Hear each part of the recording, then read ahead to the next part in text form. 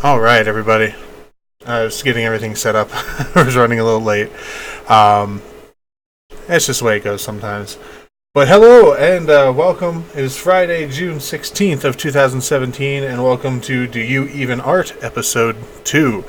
Don't really have too much to kind of go over or really to do today, to be honest with you. So this might not be a very long live stream, but I'm going to see what we can do here. If you tuned in last night, then the good news is I finished my piece completely. It was pretty late last night when I finally finished it, but where we're at is everything's pretty much where I want it to be. I added a little turquoise and orange background. I did talk about wanting to just put a little bit kind of a orangey glow around things, harmonize some of the colors, and did my normal thing of getting a canvas-like texture on there. So this one was completed, and even though I do see a lot of mistakes that I did not intend to leave in there, I feel it's a little bit more real when you have some mistakes and holidays and stuff like that. Like some of the orange impressionist style stuff I was doing over here bled over into the shoulder and everything. But overall, that's it. Color correction wise, all I did was I added a color lookup just to warm things. I felt it was just too cool. It was just a little bit of a lookup table that I put on there. I don't even remember which one I used. It was one of the ones I use on films usually, but it works on art too, so that's not a worry. So that's where we're at. This is, like I said, this part's completely done. There's nothing to really do too much for that. I mean, I'm sure there's stuff I can do, but the thing is, it's already signed for, paid for, delivered to the client. I was going to do a print and ship it out because I do have a Canon printer down by my feet, the Pro 100 Canon printer. I have. I was going to use that and kind of go that direction and print it off for her. She elected to actually go ahead and have it printed out on canvas. So she lives in North Carolina. I gave her a couple of places that can do canvas prints because I cannot. And that's what she's going ahead and working on there. So we're at there. Okay.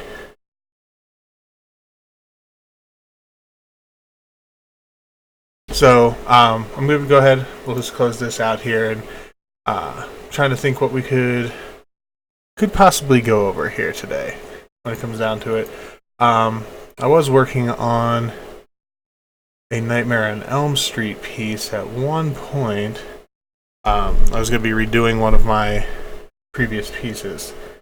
So I think that's where we're going to kind of work on.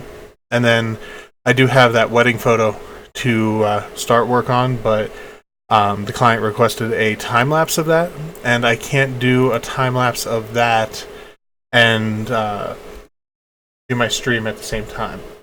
So it's just one of those things. It just doesn't work that way. So what we'll do is I'm going to dive in to this Freddy piece I've been working on and kind of go from there, and let's see what we can kind of get going there for us. Right. I've been working on. There's a little bit of a weird echo there. Strange. But I'm a little out of sorts tonight, if you can't tell. So with that all being said, we will dive into Mr. K. Krueger here and kind of get things going with that. Let me get our reference up and ready to go.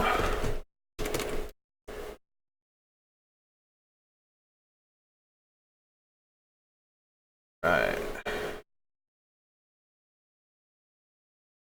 Do.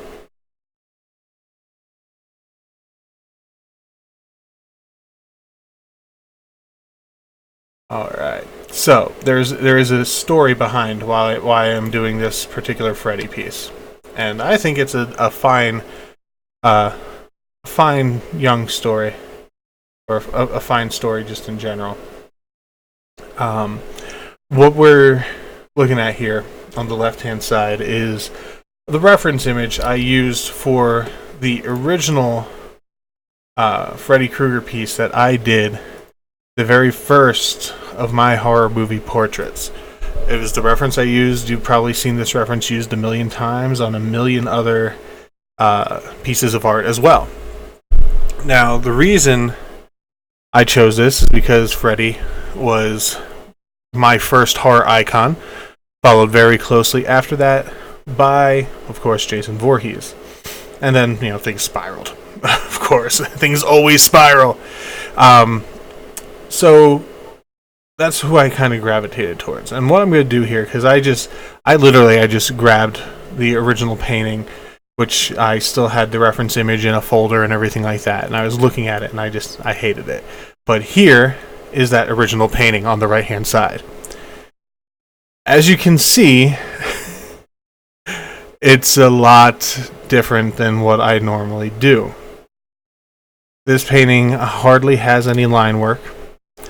It has little to no contrast. But man, I'll tell you, when I did this painting, when I finished it back in it was like mid 2012, the bug bit me, to put it lightly. The actual painting bug bit me, because it may seem silly now, but because of the way I did his eyes. In fact, we'll zoom in here, and to me, his eyes back then looked so lifelike. They don't now, don't get me wrong, but they looked so lifelike to me then that it just kind of clicked with me. I was like, I could possibly do this.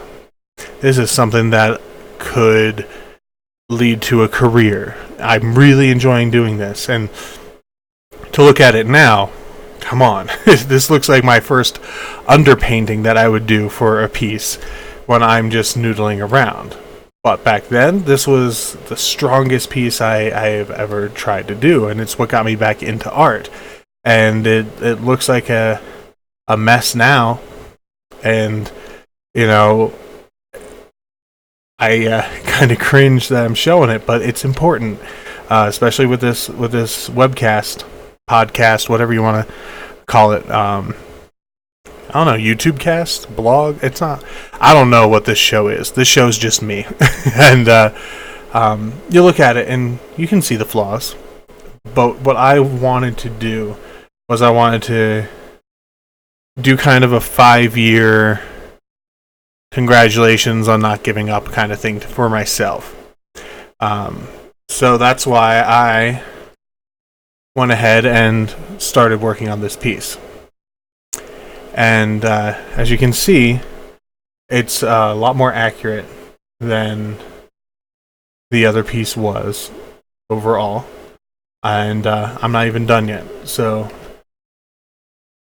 it's just the way things kind of worked. Doing stuff like this, the horror portrait stuff and everything, is kind of what I really, really love to do. Pretty much in every single conceivable way. I love doing it. I couldn't fathom not doing something like this with my art and everything like that. It's just I have too much fun now doing it, and even if I eventually never make a true living off of this, I still have every intention on constantly doing it. And that's where we're going to be kind of at here. And what I'm doing right now is I'm kind of working with a different and kind of weirder technique than I normally do. And I'm kind of changing up right now. I was going to do everything all in pencil and just kind of have everything like that, but I decided to incorporate the airbrush into the black and white because why not? No one says I can't. And I have a feeling it's going to make a really, really strong black and white sketch, or comp, or whatever you want to call it. The piece will look really good in black and white, and it'll look like a finished piece before I go ahead and start adding color into it, which is my intention. I wanted to have possibly limited edition prints or something like that I would hand sign and number, and just kind of go from there with it and see what we can kind of find out. And trying to keep it dark. The original reference photo, we all know, Freddy sweater's red and green, but the original reference is the green just didn't pop out as much. I will make it pop out a heck of a lot more than I did, than the reference did here. And even though I'm using black here, I'm going to be kind of using a airbrush overspray over top of the black and white at some point to kind of hammer it home and to make it really, really succeed and make it as realistic as I possibly can. And when it comes to technique, I do a lot of underdrawing and stuff because I want as much of this to show up. Being that I'm under 0 time limit for this particular piece, I'm under no contractual obligation to finish it or anything like that. I've been doing a lot of quite a lot of experimenting. And what my main experiment is going to be when I get to the color portion of this, which should be tonight. When I get to the color portion of this painting, I'm planning on, instead of doing my normal going ahead and throwing the paint on underneath the sketch, of painting over top of the sketch completely. I'm going to start it on a new layer, but I'm also going to possibly not have it start on a new layer. I don't know. I want to just kind of take risks with this one, and hopefully have it come out a lot different than I was originally anticipating, and definitely have it come out way better than my original piece. But you know what? That was 5 years ago now when I just got back into painting. I really didn't know what I was doing. I just kind of sat down with an old Intuos 3 tablet that I had for years, and I had to get a new pen for, and all that kind of stuff. And I just kind of went with it. I didn't think about what the outcome would be. I just kind of wanted to paint and to draw and have fun. Which, if you remember, I said that's one of the most important things, is to make sure you're having fun with what you're doing.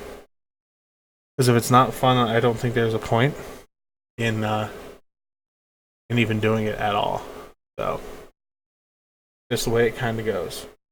When it comes down to it, that's the way it goes.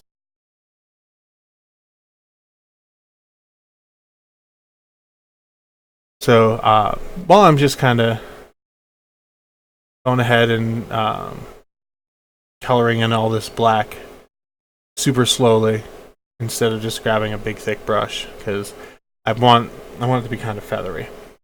To be honest with you, I want it to be lined up and feathery and not absolutely perfectly harsh lines, at least on the outside. Once I get the outside edge, I'll probably just grab a more solid brush and get everything in there. But I want a little bit of bleed over here. I want this what will eventually be the green.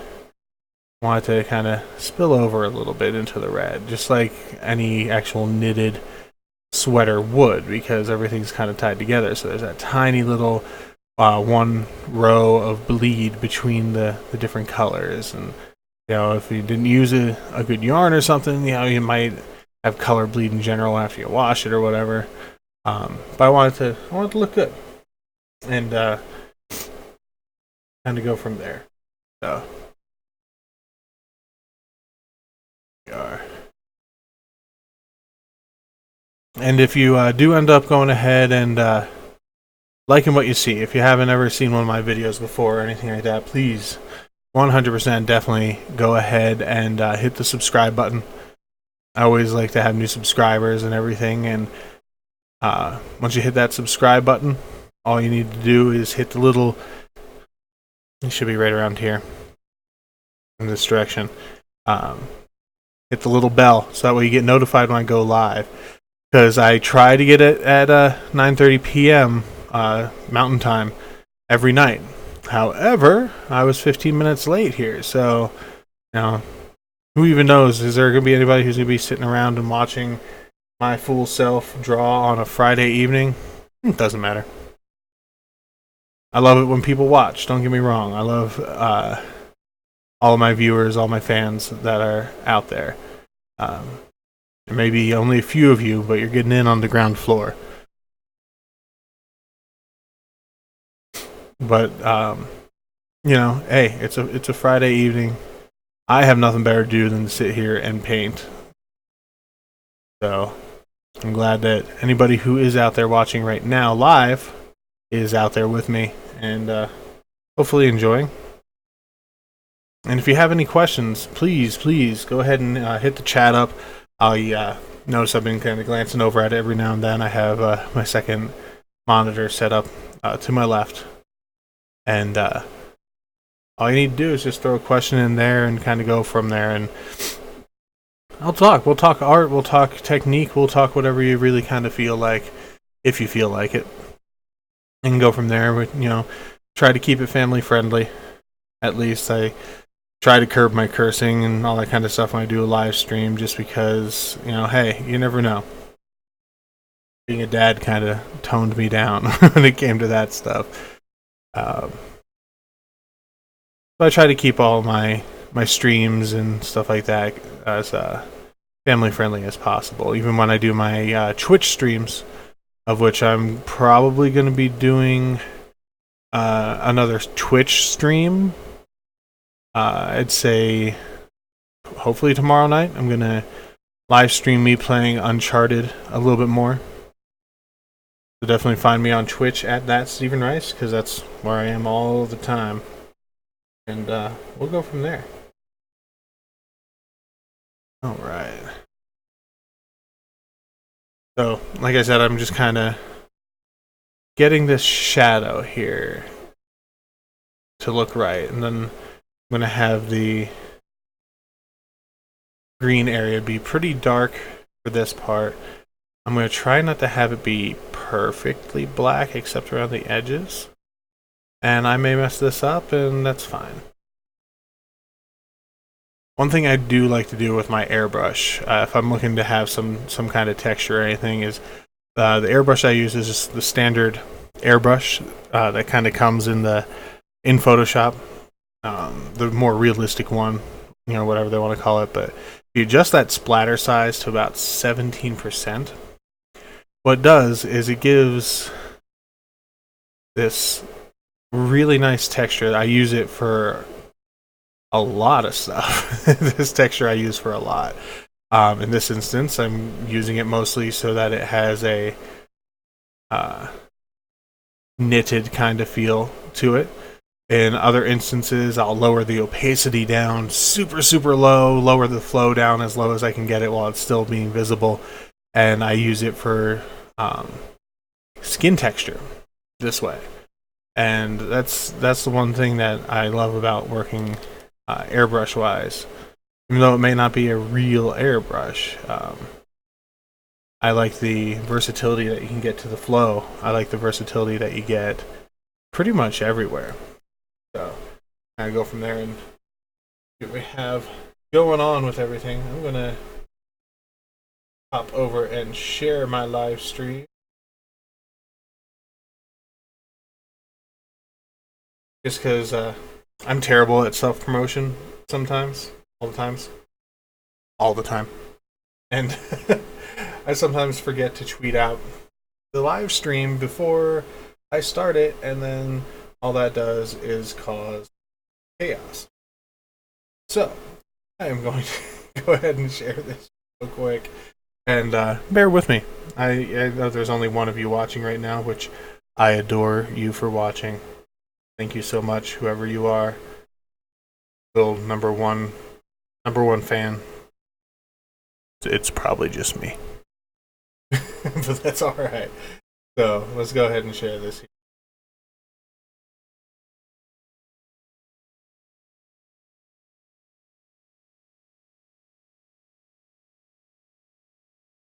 All right.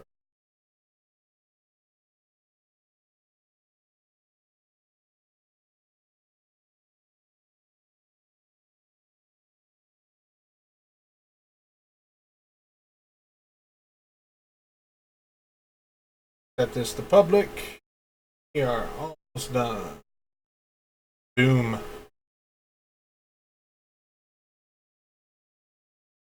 So yeah, that's something I can get into while I'm doing it here.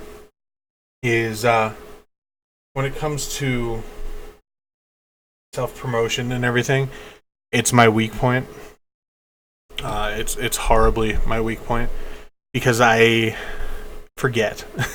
I forget that there's people out there who may not hit the subscribe bell. They may not know who I am. They might not follow me yet. And that's not that hard. There's only 57 people out there who follow this channel and actually subscribed yet. But, you know, it's something I have to put out there. And I really need to be a self-promoter. And as much as I try, sometimes that doesn't work. So, we will see here.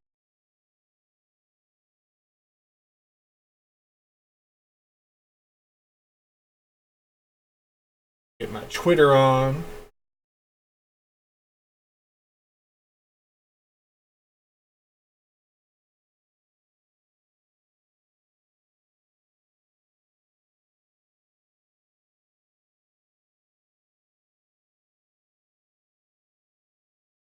Alright, perfect.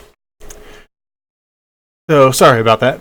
And we will move forward here and add some of this texture in. And it may not look like much right now, texture-wise, but it'll mean the world when we get in there in the color side of things. Once I start adding the color and stuff like that, it'll make everything just feel more detailed than it really is.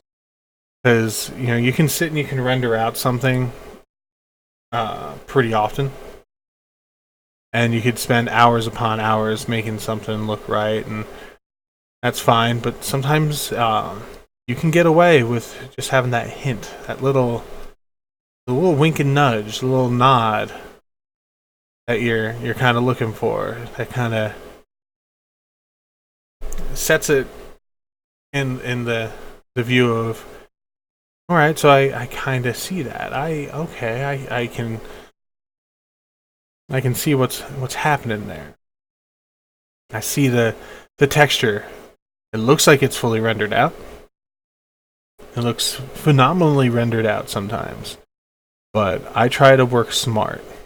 Even when I'm doing pieces that are just for myself, if I render something too much and spend all my time doing that, I start to not have fun. And having fun, once again, one of my number one rules.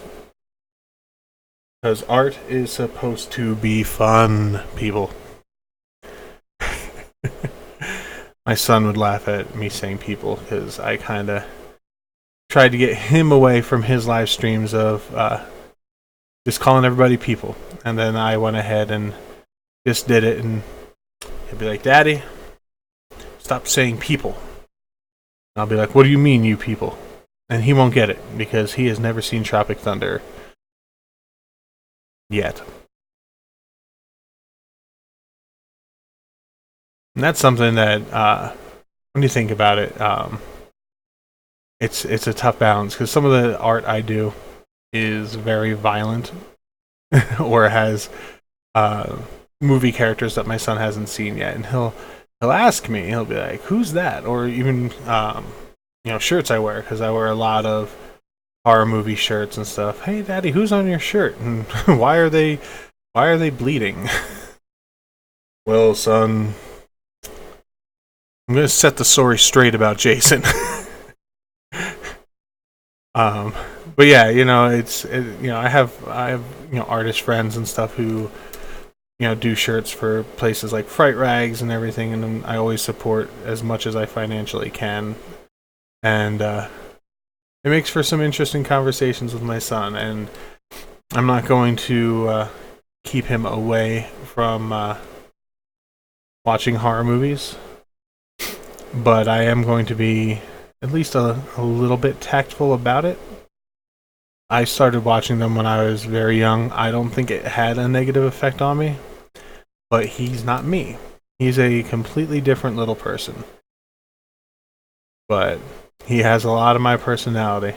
That's why if you follow his streams, he streams a lot of stuff like Hello Neighbor and other horror games and stuff like that, and he gravitated towards them without me in any way. And that's the funniest part about it, is I had no clue what Hello Neighbor was, even a little bit, before he started watching it on his iPad. And I'm just like, what the heck is this game? And he went down and went through it all and said, well, there's this guy who moved in, and I have to try to figure out what's in his basement. And he went through the whole spiel. And me being the proper dad, I told him to not watch videos on it for just a little bit while I double checked it, just to make sure there wasn't anything too excessive in there. Hopefully he understood why I had to do that, and I felt really, honestly, kind of weird having to do it, just because I never thought I'd be one of those parents. I need to double check on this for you. Make sure that it's not bad for your fragile mind. And it's not. It's kind of fun. It has jump scares and stuff like that. No worse than other stuff that he's already been a huge fan of. He's a huge Five Nights at Freddy's fan and stuff like that.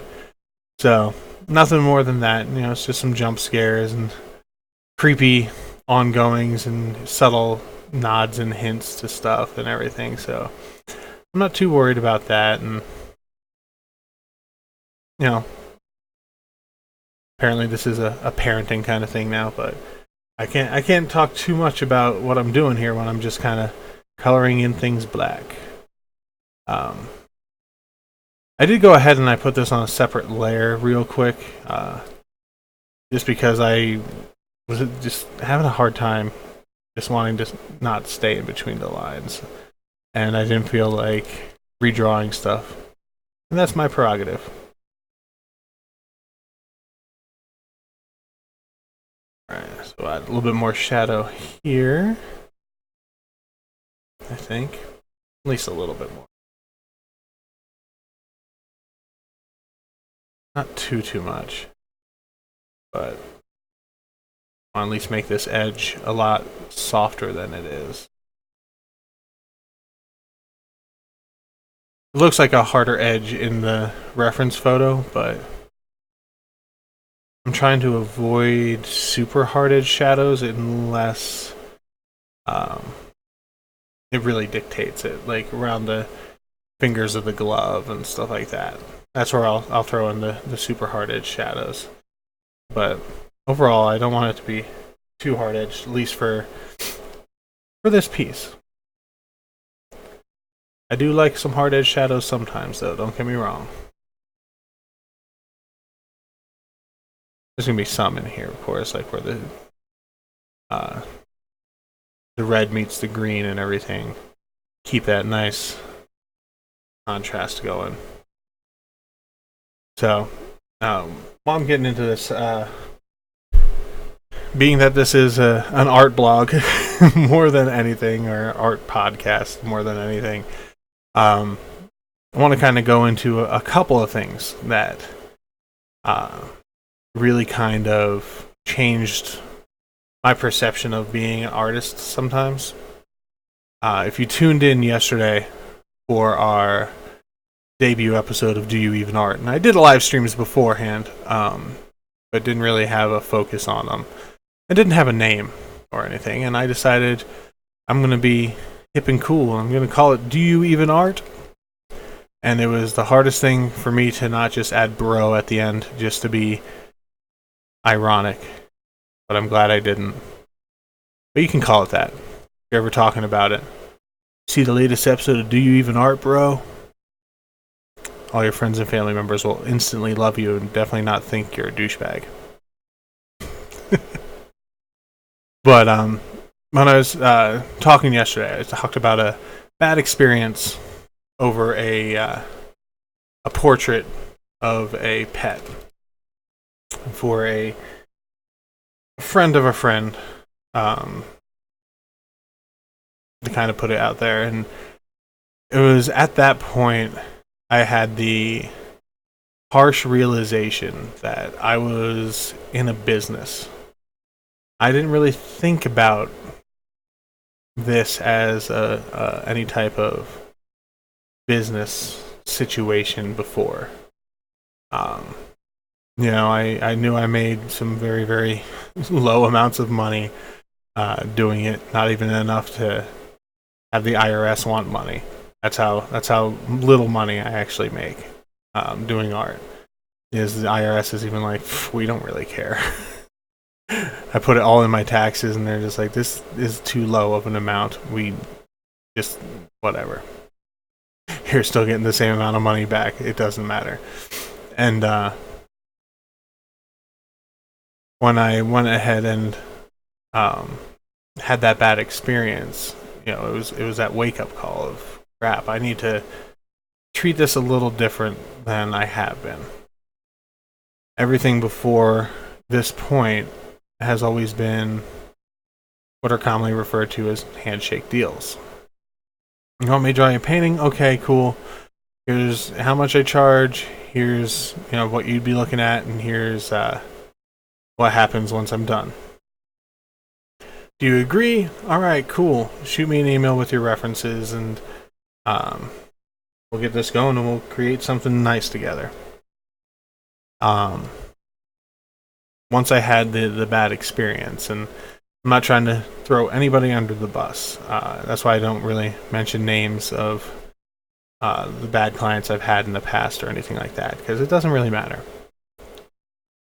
They were just clients that I did not get along with, or that just didn't understand the art world in general and thought it was more than what it is, or thought that it was less than what it is, which is even worse in my opinion, for someone to just think that something you work so long on achieving is some doodles. But what that led me to believe, well, not believe, but what it showed me had to happen at that point was I had to actually write up legal contracts for stuff, spelling everything out, literally everything. How long a piece will normally take me within industry standard time limits. How what was considered a free gift, what was considered to be what I was being paid for. I have to use very, very distinct terminology on stuff.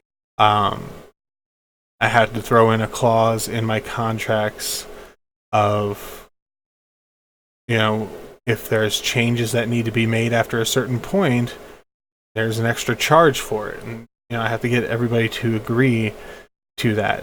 And it was very strange realizing that I had to become kind of my own lawyer in a way and look up the laws of the state that I do business in and kind of go from there. It was a real eye-opening experience, and it wasn't very fun because I didn't want to think of it as untrusting of people, but having it all written out legally is really important. If you're working in person, doubly so, because you can get that actual written signature and stuff. But working online, usually what I end up doing is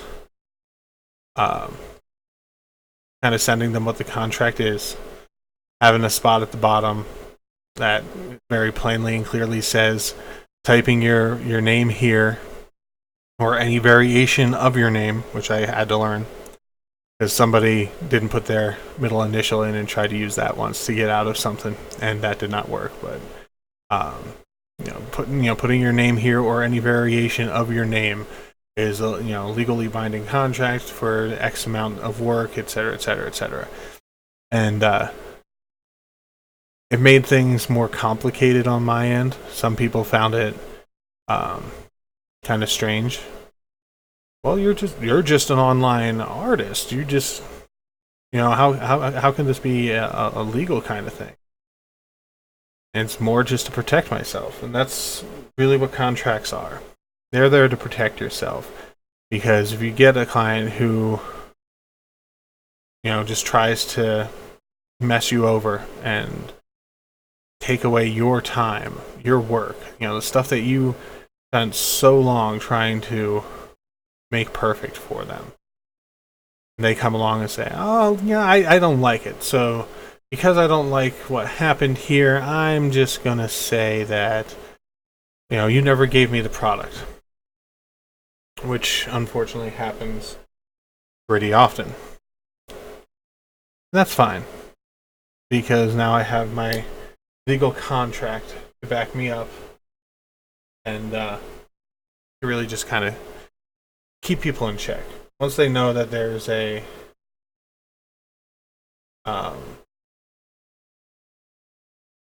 actual legality is involved, then things calm down pretty quick. They don't want things to have to go to mediation or arbitration or anything, because those are words that scare people. To be very fair. But yeah, my contracts I try to keep as simple as possible. And in this world, my contract, when I fully type it out, especially if it's somebody who I have never worked with before or don't really know personally, the contract ends up being about 5 pages. I'll say 4 pages. It's about 4 pages, not counting the page where you just have all the signatures and stuff. So the actual legal terms and everything like that is 4 pages long.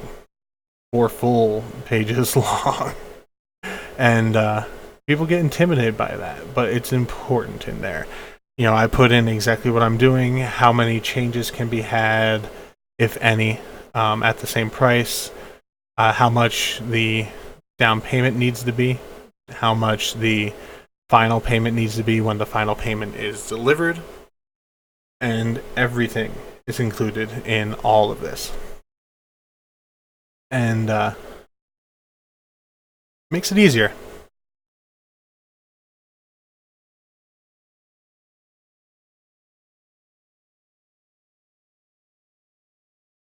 All right. You know what? I need to get a drink, so I will be right back.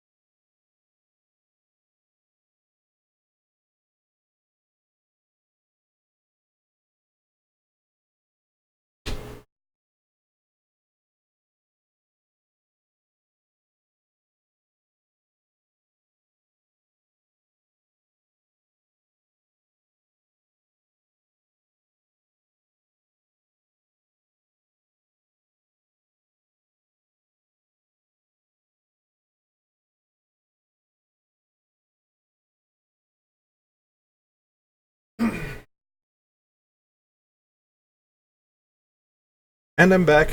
It took a little bit longer because my cats were thirsty too, so I had to get them some water. So, where I was at about the contract side of things and the importance, I can't stress enough. It may seem like busy work. It may seem like you might not need it, but eventually you will. People will always try to get something for free. Just the way human nature works. And I need to get in here with the colored pencil. Kyle's Drawing Box, colored pencil. Pick it up at kylebrush.com. That's not a paid advertisement, but if you like doing your art digitally, you need it. I didn't think I needed to buy brushes. I'll just use the free stuff I find here and there and everywhere. That's not how it worked.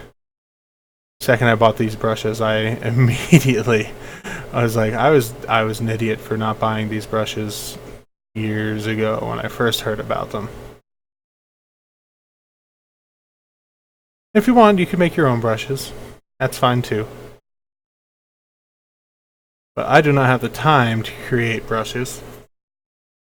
I do have the nominal amount of money that gets sent to Mr. Kyle T. Webster to procure these particular brushes. I got a few sets of his. The Mega Pack is probably my favorite because it has a lot of really good pencils and everything. Concept brushes, I got that pack as well. I think I got the gouache brush set as well. I actually might use that for this piece. I haven't decided when I get into color whether I'm going to do more of a painterly style. I really do like doing the painterly style. I'm just not the greatest at it.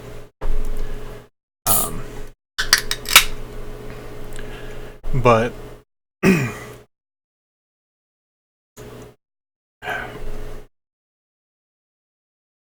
I'm either going to do the painterly style or airbrush it and do almost a Jason Edmondson style. Trying to not do Struzan on this as much as I normally do because this isn't a piece that I feel calls for it. It's just a portrait, and that's when if you follow me on social media at all, or if you're following this channel, I did an Al Bundy piece about a year or so ago that I did more in a oil painterly style. And I thought that kind of turned out well. I used some digital oil paint brushes and stuff of that nature and just kind of rolled with it. Did as much mixing as I could and kind of go from there.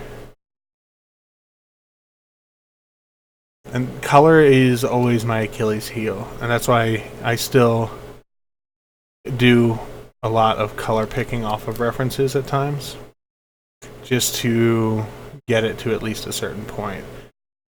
When I was growing up doing art, I was one of those artists that I would do everything black and white.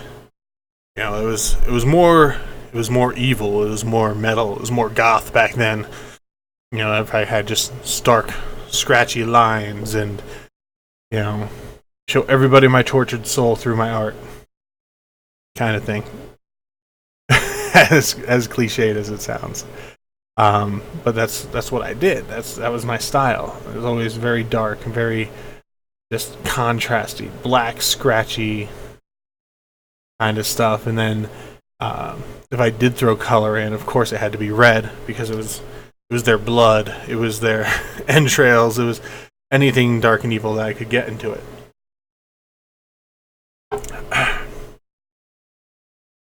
So I never properly, at the time, learned color theory. And while I know color theory a lot better now than I did then, still it's not really my best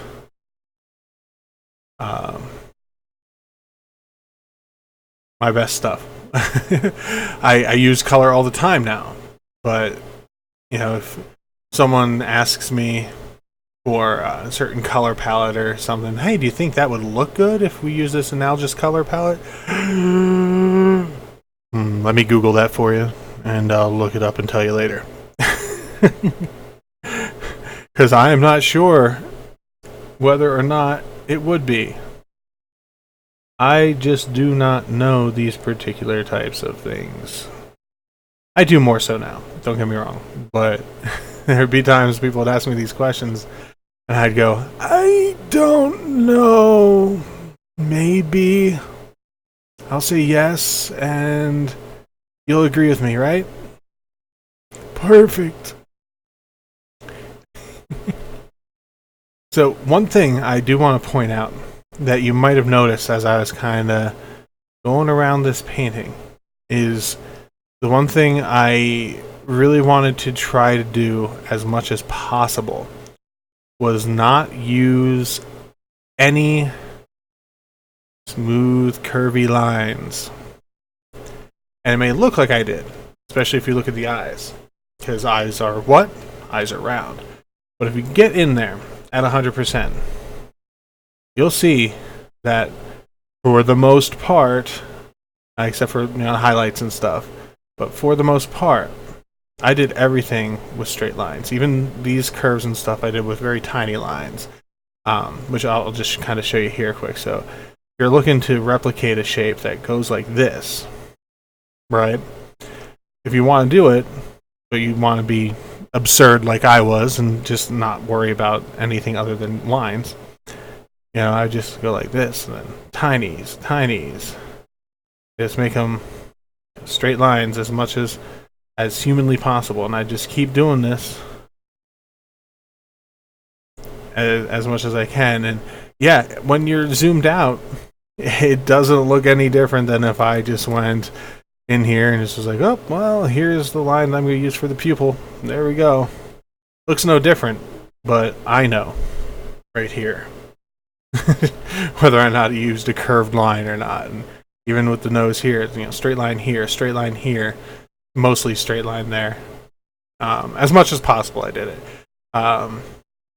For the nose and stuff, I partially did it, and mostly got the shape just with using straight cross hatches and stuff like that. But that's what I tried to do. It just felt good for this portrait to do that. And speaking of, I'm at the point in this particular piece that I'm kind of comfortable with starting the color. So that's what I'm going to try to do. I'm going to try, and I might abandon it and do something different, possibly. I'm not sure yet. But I'm going to at least get things kind of started here. I'm going to do the underpainting still, at least with the flesh tone, to get that in there without messing up any lines or anything like that. And we'll see how I start to feel once I start bringing airbrush in or whatever I end up deciding I want to do with it. And if you watched me paint before, you'll remember that I always said I wasn't always worried with completely staying into lines when it came to stuff. I can always erase it out, paint over it, anything like that, because it's just pixels. All it is pixels.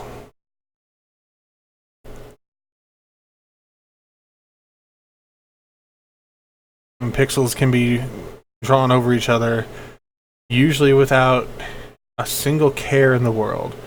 They don't care whether or not you want them to blend in or anything of that nature. They don't care. That's fine. that's fine with them. They'll just overwrite them and happy.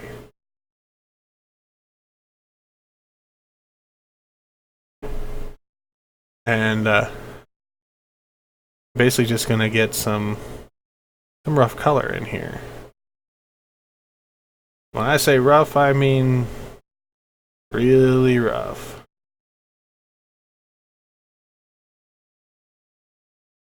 Get some of the shadow in, whereas deeper scars will end up being.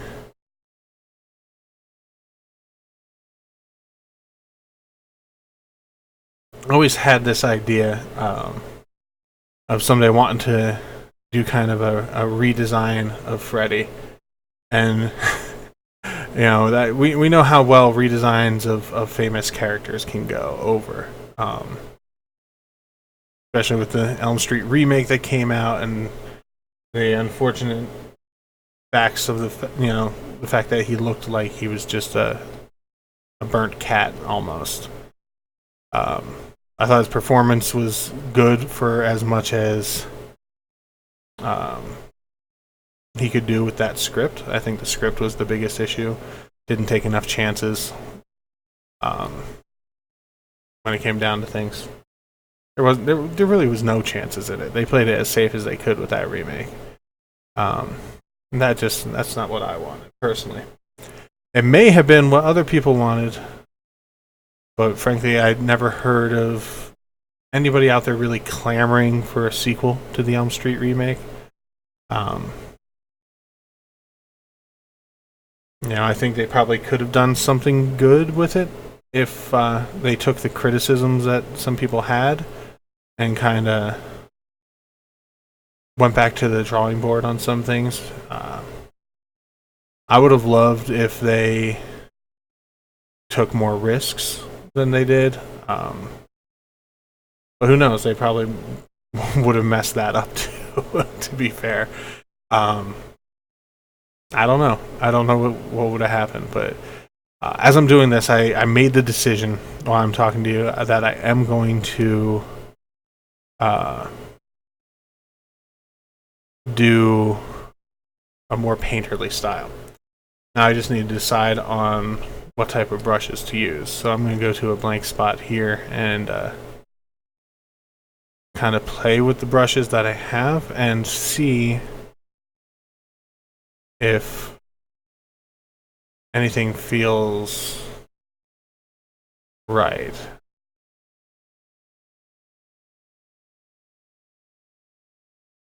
Let me go into the mixer brush here. That's where all the real oil brushes and stuff like that I have are hiding. Let's go to good old faithful here. Let's just see what we have here. Could do that.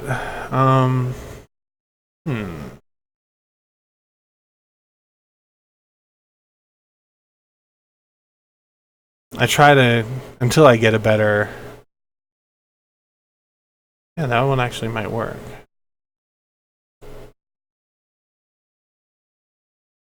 Yeah. Okay, so I decided on the rough bristle stronger brush.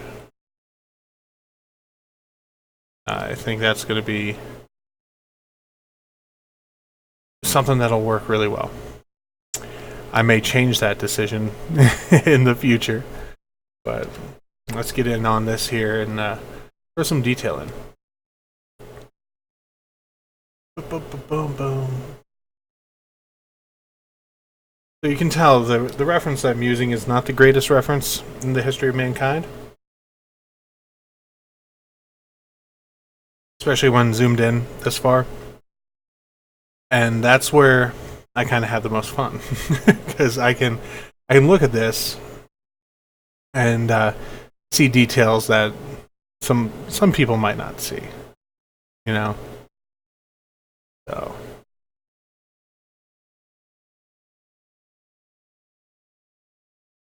let's see here. And for some reason, nothing is working for me now. And I do not know why. Let's see here. This happens every now and then.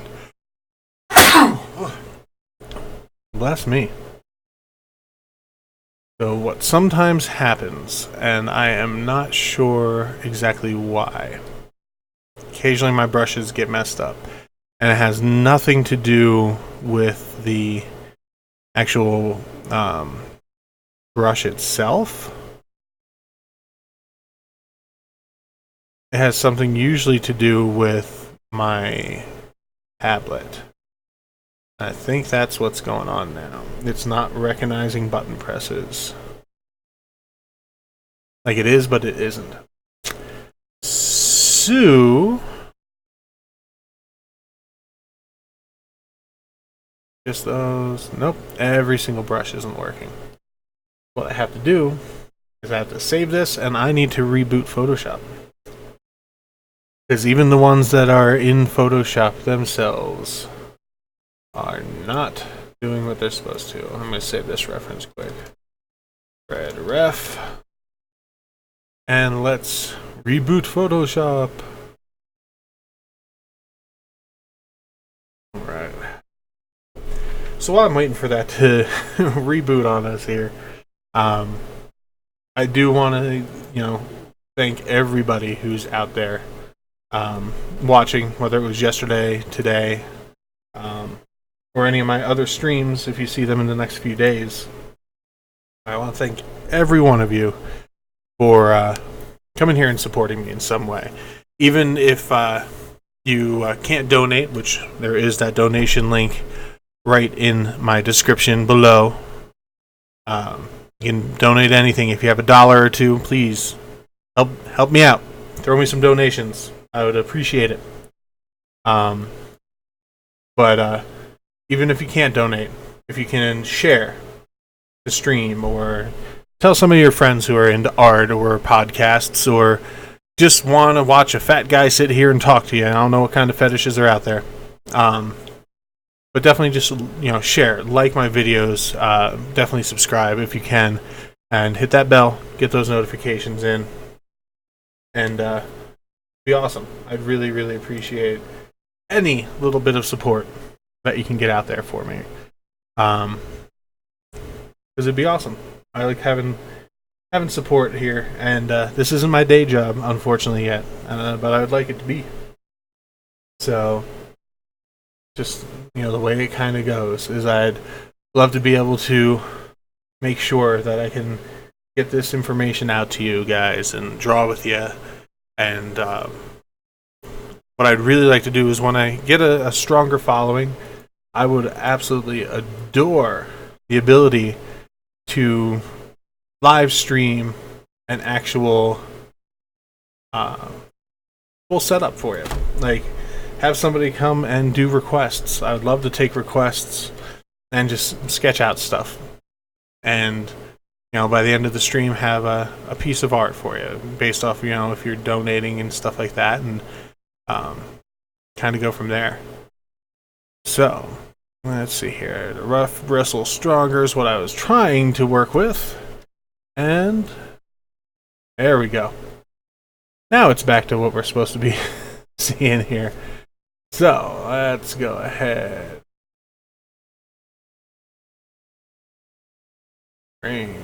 That's all. I had the wrong window selected. Wrong window. Wrong window selected. Oh no. Oh no. I do randomly bust into songs for literally next to no reason. So, came here expecting no musical. Hate to disappoint.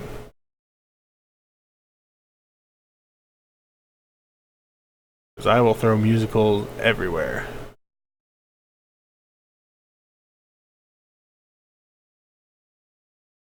So the style that I'm going to use here, if you're just coming in, I'm doing this Freddy Krueger portrait that is a remake of a portrait I did years ago. When I say years, I mean about 5 years ago. And I'm just wanting to prove to myself that I can do better and kind of go that route with things, and just kind of make sure that I have something I'm proud of, something I can put up on my website for the anniversary blog that's going to come out. So I'd like to have something nice to be able to share with it, and I'm doing this in kind of more of a oily kind of style, which I'm not a classically trained artist. I'm very poor with oil paints and stuff of that nature overall, but I like trying, and if it turns out to be an abysmal failure, guess what? I can just clear it out and I'll start over. I won't worry about that. I think it'll turn out pretty good. So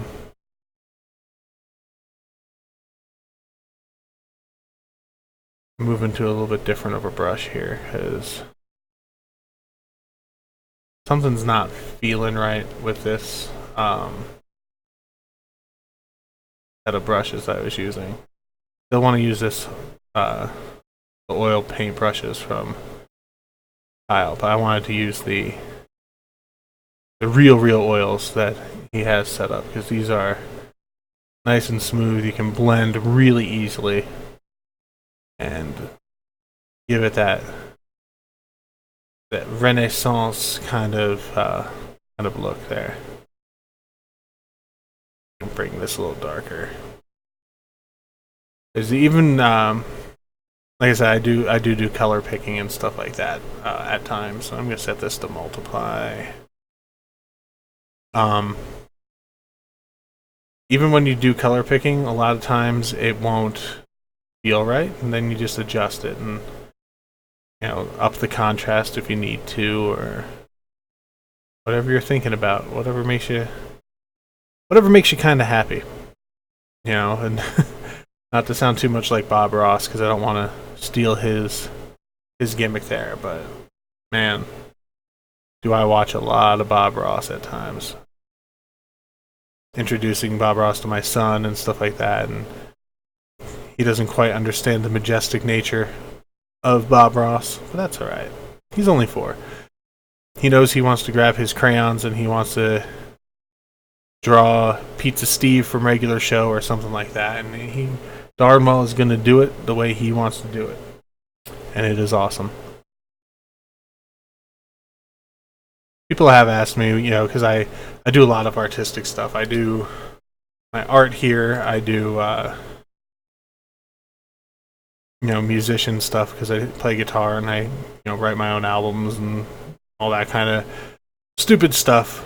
Whether or not I'd be kind of pushing him towards a certain thing, and that's one of those things. Is if he, as a human, because he's a human being, he may be my son, he may be part of me, but he's still someone who has his own thoughts and ideas and his own likes and dislikes and everything. And he asked me if whether or not I'm gonna kind of push him towards doing art or push him towards playing guitar. And I always said to myself, I would love to be able to do that, and kind of have a little buddy to train and teach how to do things, and it'd be all types of fun and stuff. But it wouldn't be, to me, it wouldn't be him expressing himself. I want to help facilitate things that he would want to do, and he really influences me more than anything. Like with these live streams and stuff, when I first started this YouTube channel, this particular one for That Stephen Rice, the whole brand that I'm trying to build and be awesome and do whatever. Whether it works or not doesn't matter. But when I was trying to get this built up and started, I said to myself that I did not want to be on camera as much as possible. I knew blog updates would have to happen at some point. I knew that, keeping everybody kind of filled in with what's going on with me or anything like that was important. But I didn't want to do this. What I'm doing here now, talking about the art this much or anything like that. I didn't want to. I thought that no one would care. And you know what? I may not have a lot of viewers, but that's fine. That's what I really, I didn't want to do. I didn't want to be, that kind of what felt like a self-righteous kind of person or whatever. I was making excuses to myself of why I wouldn't do something like this.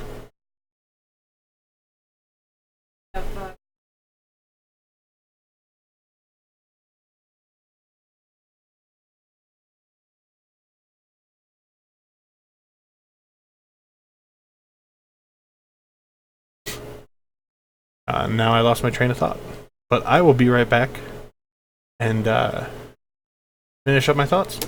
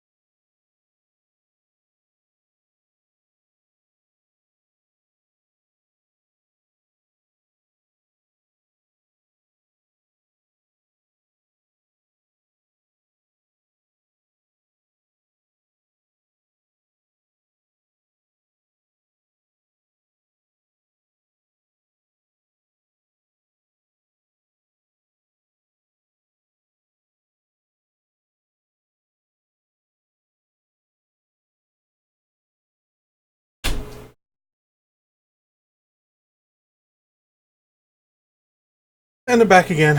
I apologize.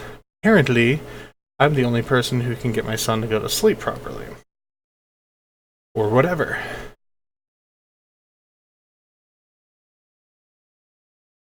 There we go. So, I did a lot of excuse making. And when my son came up to me and asked me probably about 3 months ago that he wanted to record himself playing games, so he could be like Pat and Jen, he could be like Dan TDM and stuff like that. I said to him, "Are you sure that's something you actually want to do?" Because if you know kids, they jump back and forth all the time when it comes to what they want to do. Because they don't know yet. They haven't experienced everything in the world. They don't know whether or not they would want, cornflakes in the morning, or if they want a pizza in the morning, or whatever. Whatever it comes down to, they kind of struggle with knowing what they want. Every time they get a new experience, that's what they want to do. I saw somebody play the clarinet. I want to play the clarinet now. I now am a clarinet player. You can't tell me any differently. Those type of things. So I kind of said, okay, well, let me think about it.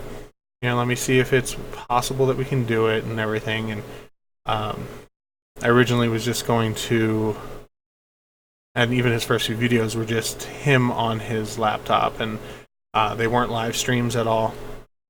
He just kind of did screen flow of his playing of Minecraft or any other games on his iPad or his Mac or anything like that, and I'd edit them together and do the fancy graphics in the beginning and everything like that, which eventually I'll figure out how to do in the live stream, and I will do that.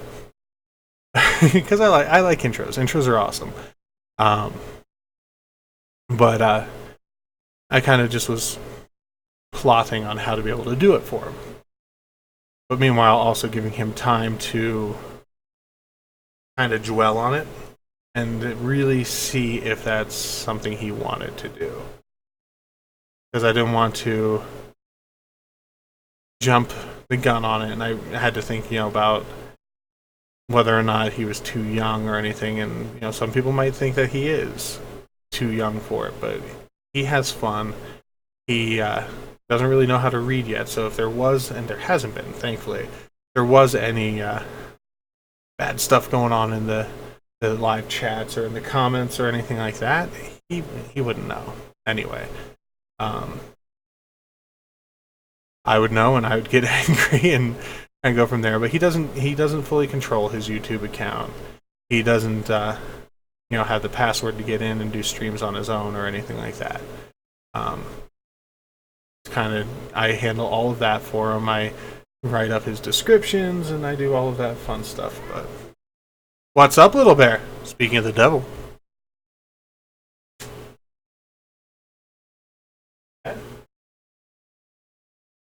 He wants to be tucked in. I will be right back.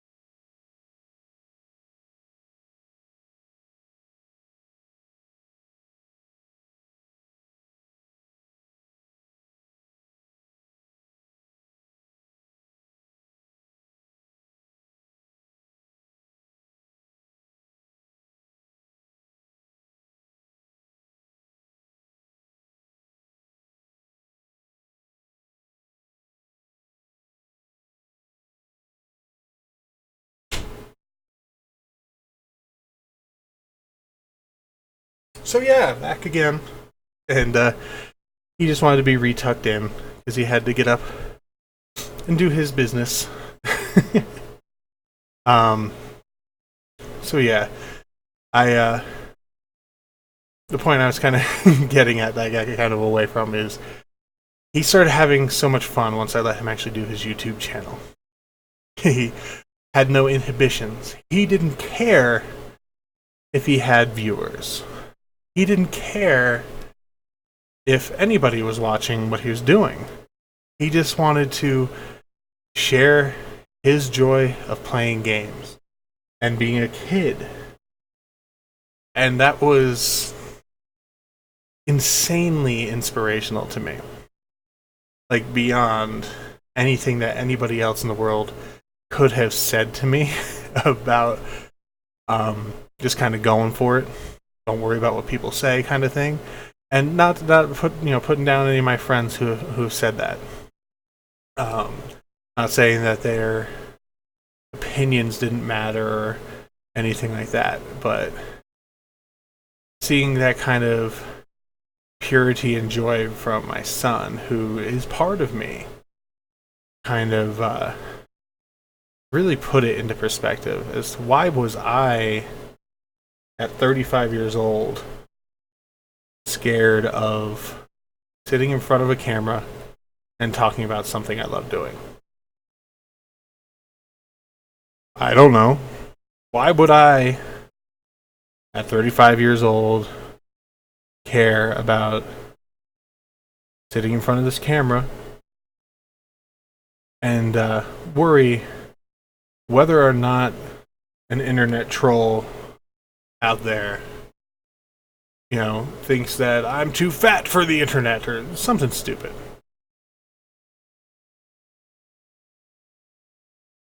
Just giving examples, of course. But that's how I used to think. I used to loathe the thought of that kind of trolling criticism. Like, literally just loathed thinking that there would be people out there watching me who might not like what I do. why was that so frightening? You know, and that's what held me back. And you know, it's one of the reasons I stopped doing art for a while after school too. Is I just was too concerned with what other people think, and I'm still trying to get over that. I still clam up when it's not just me in the room. As you saw when my son's mother, my roommate, came in, I clam up pretty quickly. I don't like talking around other people when they're in the room, especially if I feel they're judging me. And I'll get over that eventually too. Eventually. One thing at a time.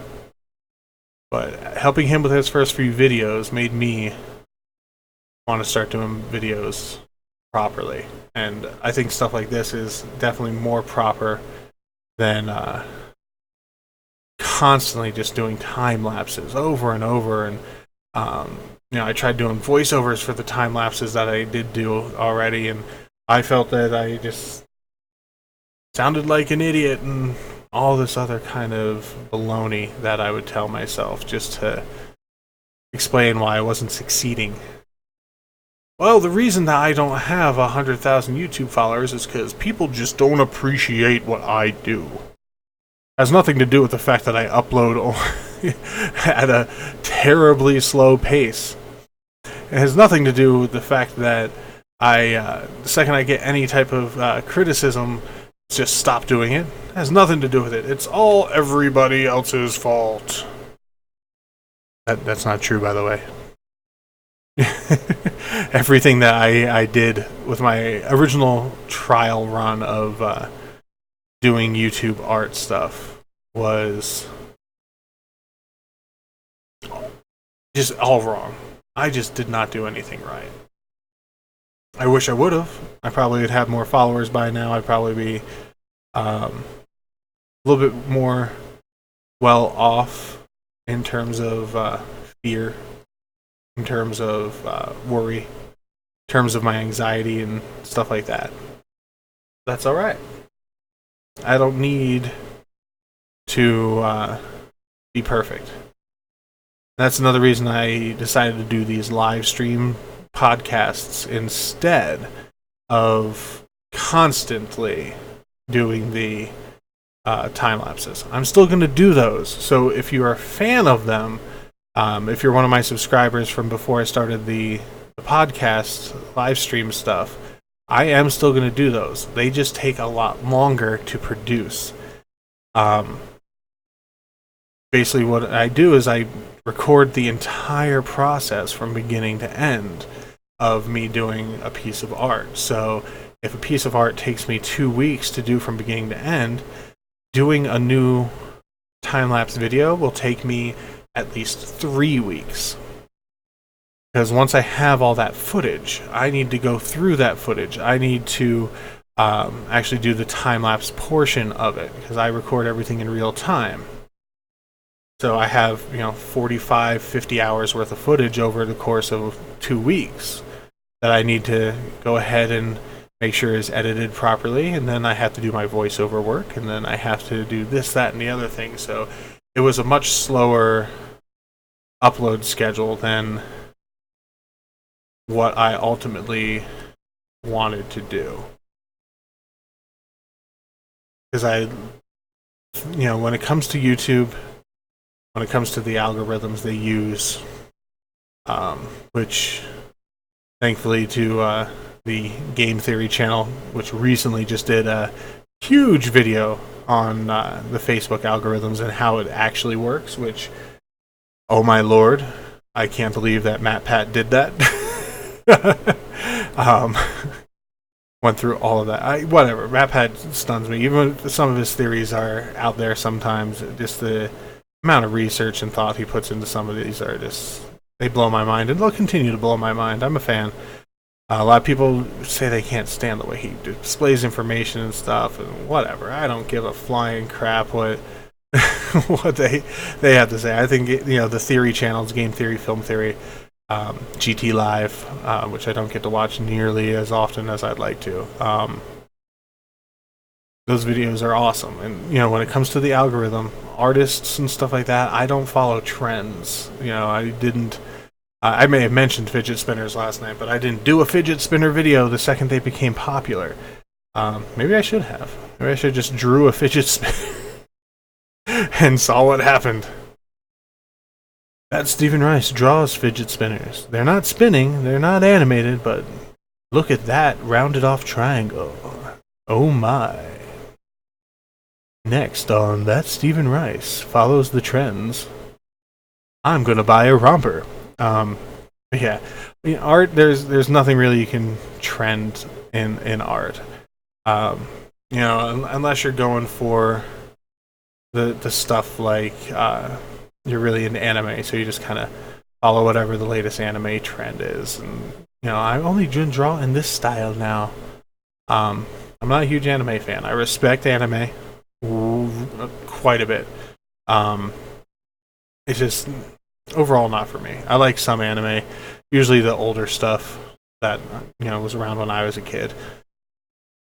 The Ghost in the Shells and all of the Japanese animated shows that became American shows eventually, like Transformers and stuff. Sure, of course. But anime in general was never a huge fan. Miyazaki's films, well, yeah, because they're pretty much amazing just film-wise, but never got into Death Note, never got into Blood, never got into Attack on Titan for something a little bit more contemporary. Never got into them. I'm not sure why, because I do like art and I do like Japanese horror movies. Oh, I got so deep into those. That was ridiculous. There was a period of time where that's pretty much all I would watch.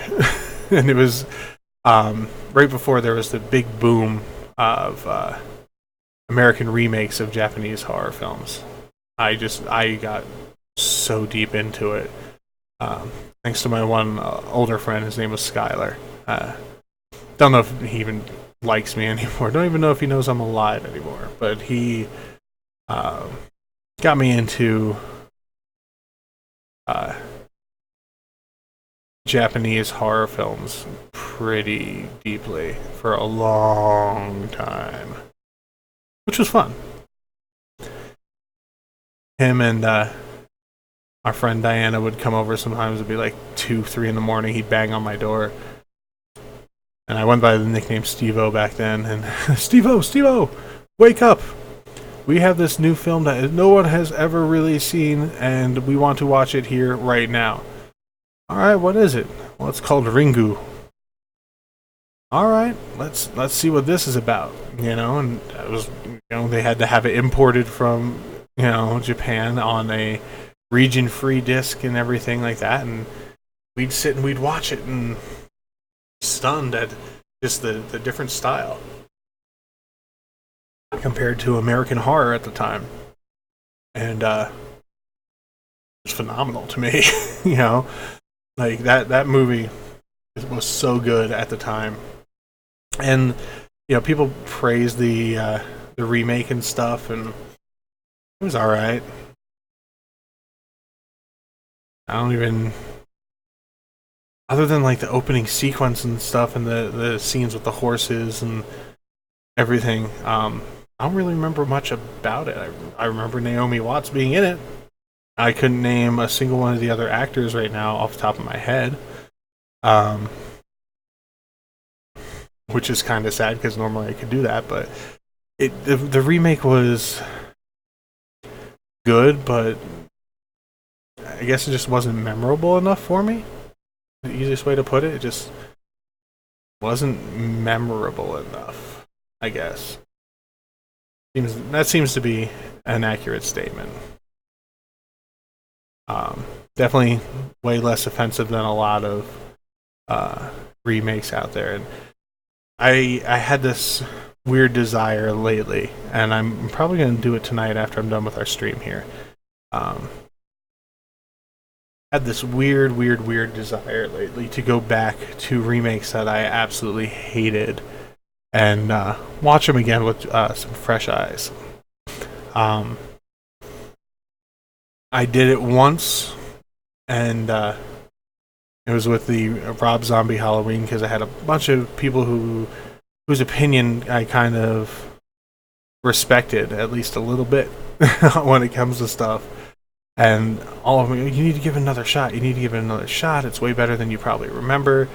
You were just way into the original Halloween at the time, and you just kind of let your hatred of Rob Zombie blind you, blah blah blah. And that's the thing, is they know that I'm not a big Rob Zombie fan now, but when Halloween was announced, you have to remember the only Rob Zombie films that were out at the time were House of a Thousand Corpses and Devil's Rejects.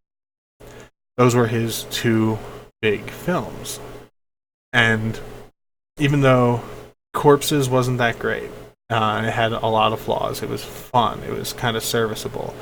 Wasn't the greatest film, but it was different compared to stuff that was kind of popular at the time again. So Rob Zombie kind of struck at a time when it was good, and he hasn't put out at that time. He didn't put out really anything bad musically either. So I was actually excited. I was really excited to hear that Rob Zombie was going to do his take on Halloween.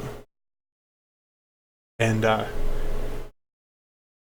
be fair, it was because I was at the time a fan of his music. White Zombie to me was just such a fun little thrash band, and his first solo album wasn't bad, and I didn't like some stuff there, but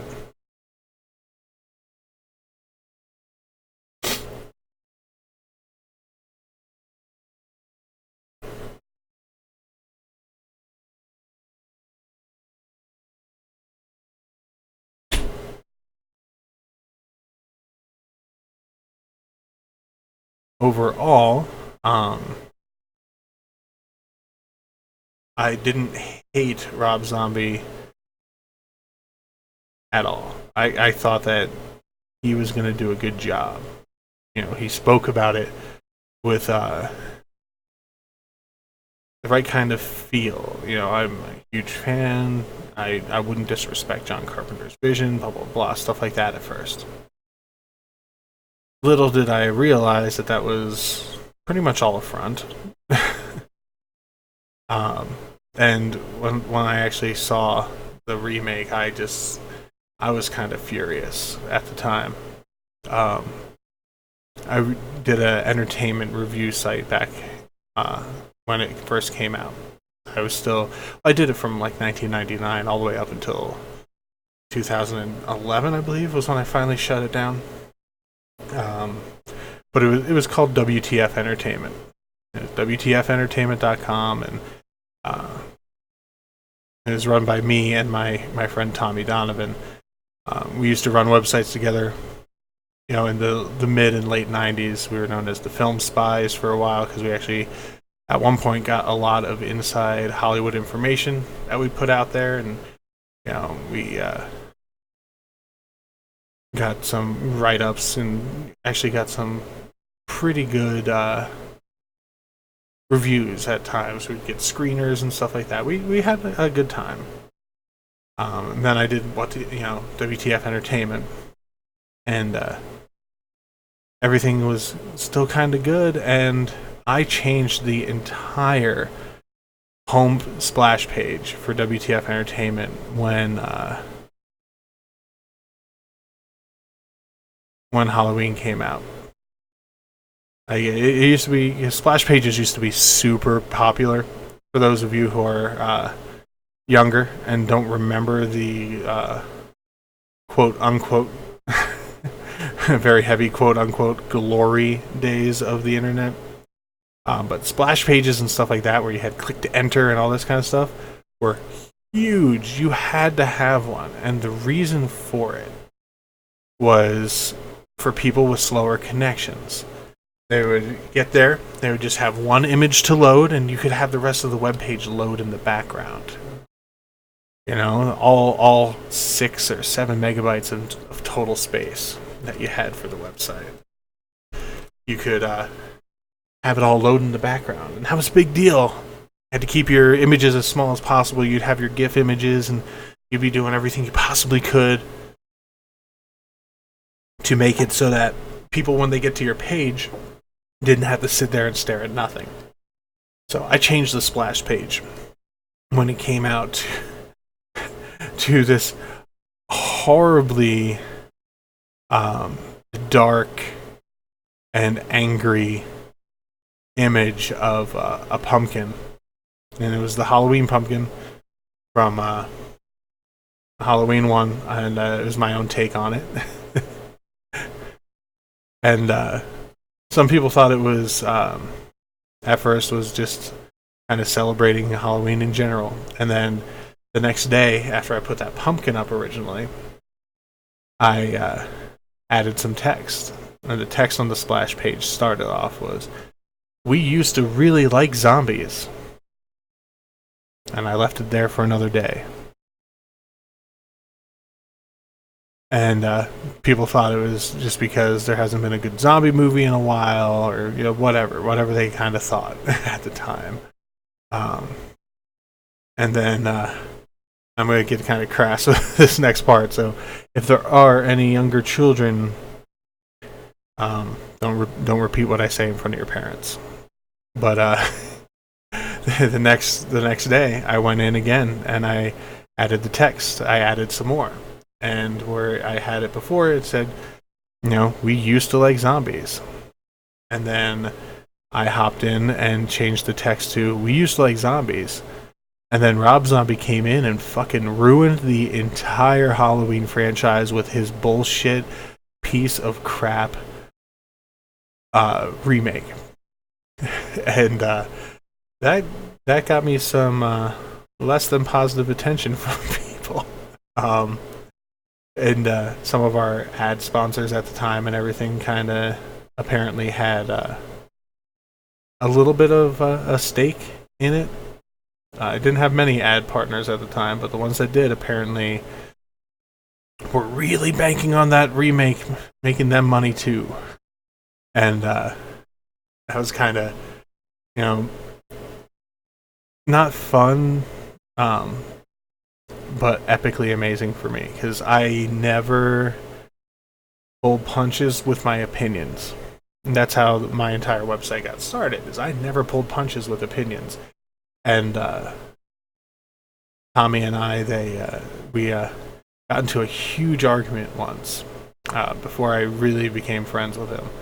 And the argument may seem silly to some people, but it was an epic argument over what the better movie was.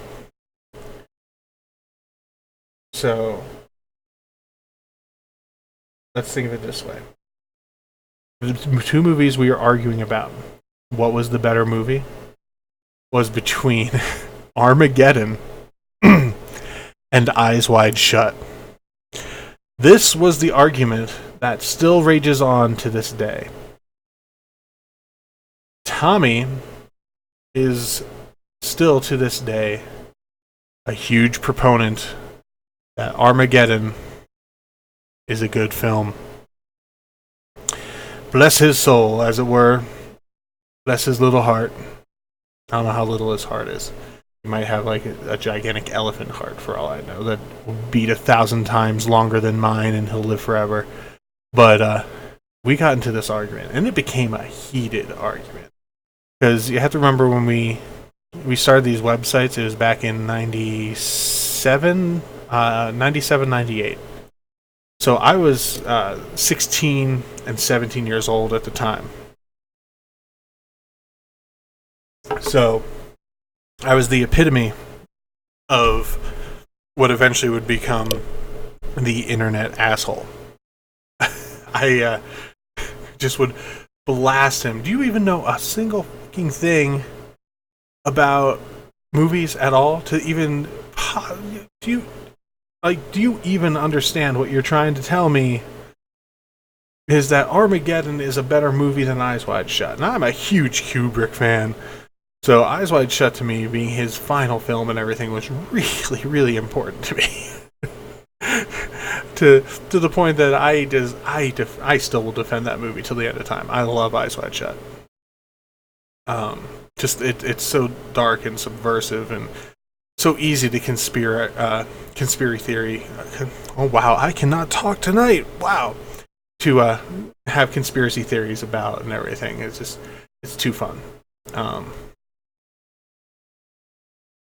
So we had these epic arguments, and I do website work and everything like that. And with Rob Zombie's Halloween, that kind of stopped everything that I was doing for a while.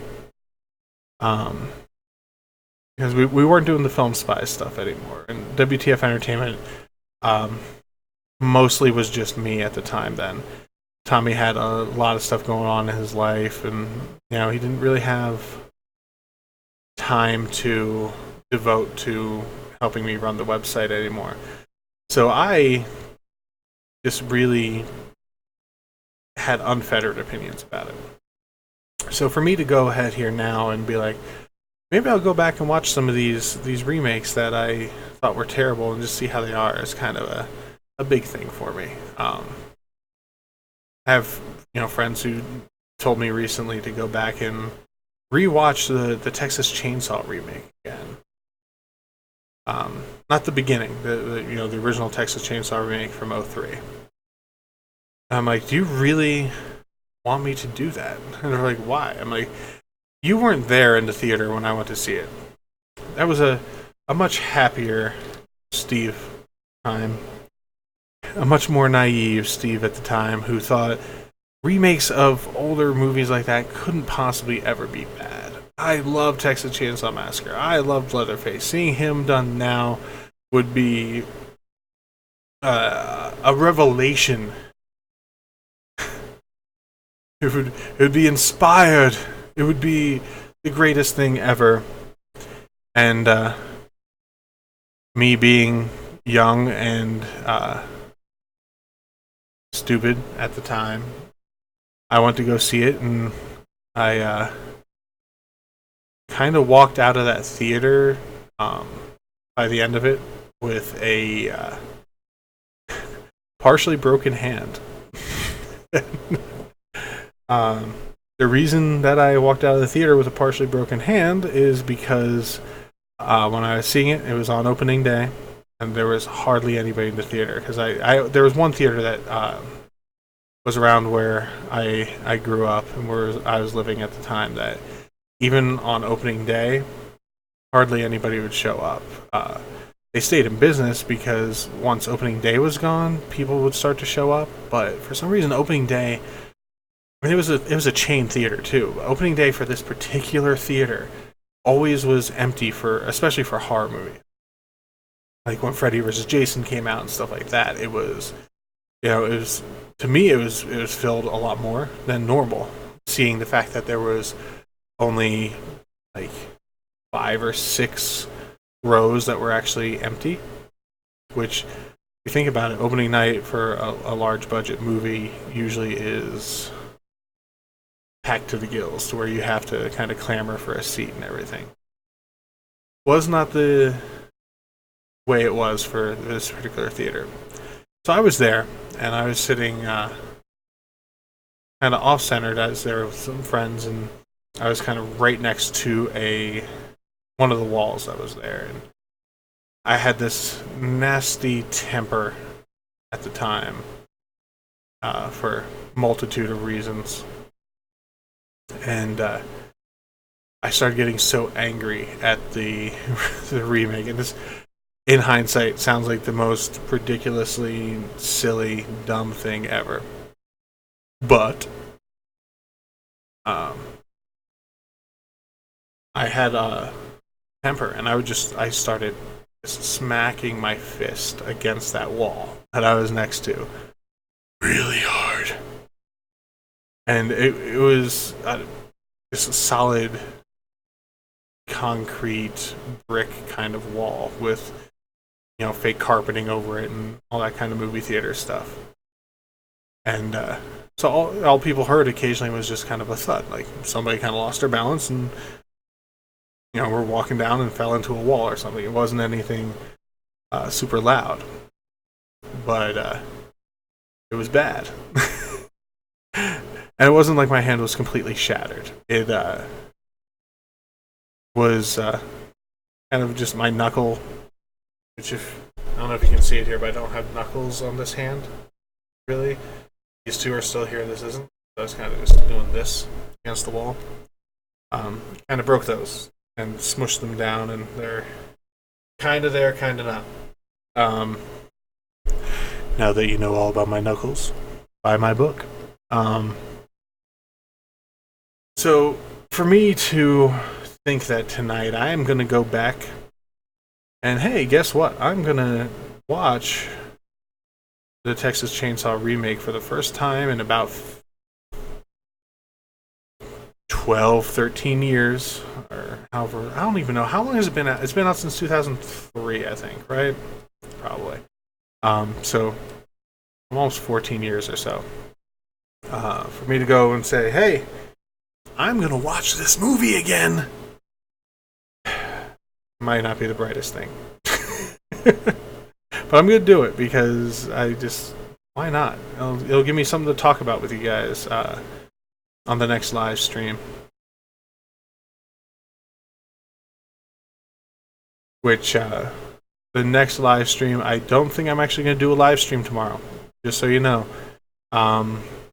I might end up doing a surprise one, so if you're not following me on Facebook, if you're not following me on Twitter or Instagram, Twitter's where I usually announce whether I'm going to do a live stream that night, and then we'll go from there. But if you're not following me, definitely follow me so you can get real-time updates on where I'm at, what I'm doing, whether or not there's going to be a stream that night. And it's at That Stephen Rice.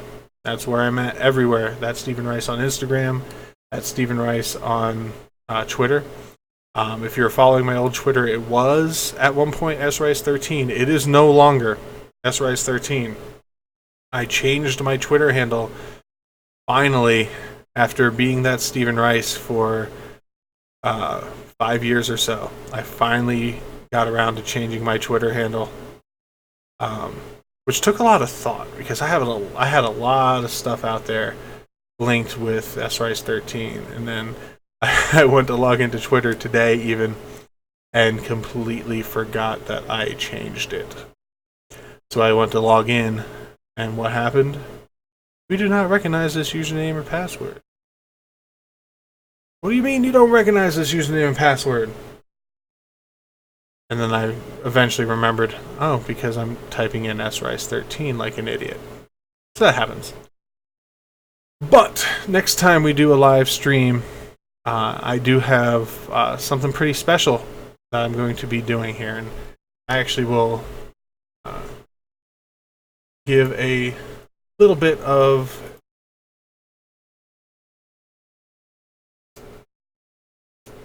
a sneak preview of what I am going to be doing here real quick. Where is it? There it is. I'm going to be collaborating with an artist friend on Instagram. And I'll give you all of her information when I do this live stream next. It's either going to be tomorrow or it's going to be Monday. I think it's just doing Monday through Friday live streams, and every couple of weeks doing an upload on Fridays and on Saturdays and Sundays. I think that might be a good schedule for me. I'm still trying to get a schedule here, but what you're seeing here is the sketch that she did for me. She does a lot of horror, gore, anatomical gore, and stuff of women, and she uses a lot of watercolor and just does a lot of really, really cool stuff. So this image here, she decided that she wanted to kind of collaborate with me on. I threw the idea at her probably about 6 months or so ago. Hey, I'd like to take one of your sketches and do a paint over of the sketch in my style, in my kind of more realistic, airbrushy kind of style. And finally, she shot me a message on Instagram and said, "I have the perfect thing for us to collaborate on now." and she's doing her own color version. I think she actually finished hers already, but I had a whole bunch of other stuff to do. And we're going to go ahead and both do our own take on her sketch.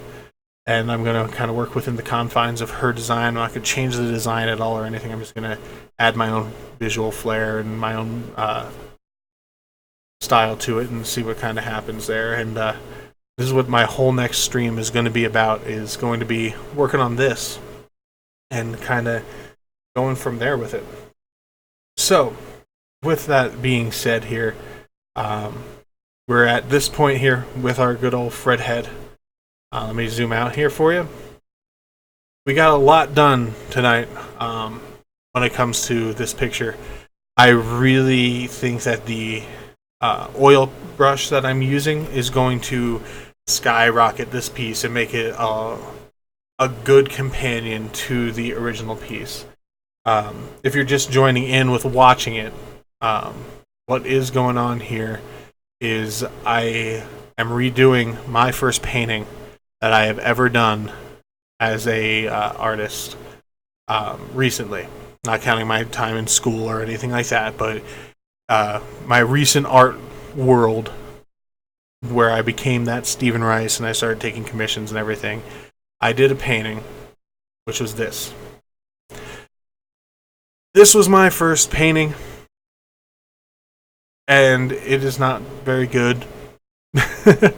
And to celebrate my 5 years of being that Stephen Rice, I am redoing this painting. I'm going to do it over the course of several streams, now and then, here and there, up and down, left and right.